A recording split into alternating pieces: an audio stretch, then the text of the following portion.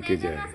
मन को विचलित होने का एक ही कारण है, वो कारण है मोह।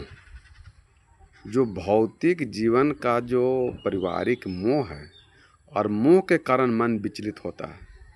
जो अध्यात्म के क्षेत्र में, मोक्ष के क्षेत्र में, आवागमन के क्षेत्र में, अध्यात्म के क्षेत्र में जो कदम बढ़ाए हैं, वो स्त्री हो चाहे पुरुष हो, उसको मन को विचलित होने नहीं देना है।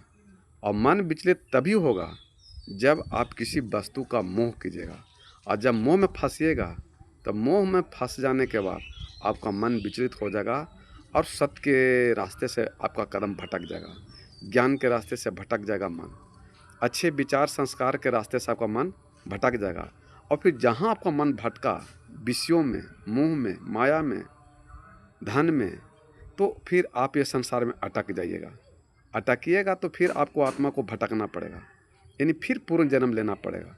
इसी का पूर्ण जन्म कहा जाता है कि आत्मा को परमात्मा से मिलन हो जाने के बाद पूर्ण जन्म समाप्त हो जाता है, मोक्ष मुक्ति मिल जाता है।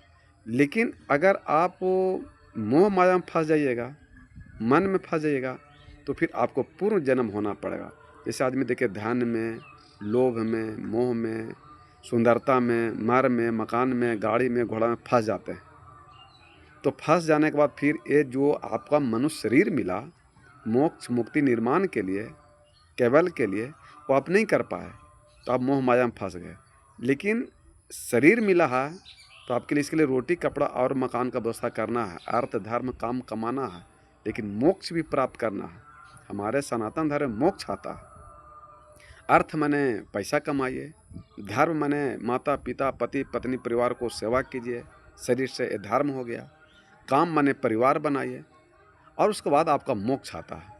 यानी सारे विषय वासनाओं से मुक्त होना ही मुक्ति है। और अगर एक कार्य आप नहीं किया तो इसी का है पूर्ण जन्म, आना और जाना संसार में लगा रहता है। तो इस मनुष्य शरीर में ही रह करके आप सत्य के रास्ता पर चल सकते हैं।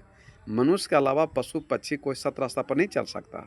इसलिए आप मनुष्य शरीर धारण किए हैं तो बड़े भाग मानुष तन पावा, सुर दुर्लभ सब ग्रंथन गावा।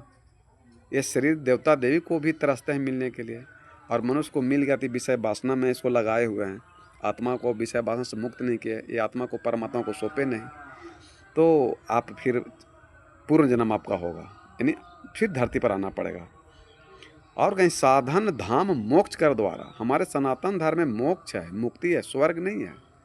गोस्वामी तुलसी कह रहे हैं कि साधन धाम मोक्ष कर द्वारा पाई न जई परलोक स्वारा। ये शरीर मिलने के बाद भी इसको मोक्ष मुक्ति प्राप्त नहीं किए तो फिर मनुष्य जीवन आपको फिर दोबारा मिलने वाला नहीं है, फिर इसको आना जाना संसार में लगा रहेगा। इसलिए भक्ति का यही है कि मनुष्य शरीर पाने के बाद आप मोक्ष मुक्ति प्राप्त कर लिए तो आपका उद्धार कल्याण हो जाएगा।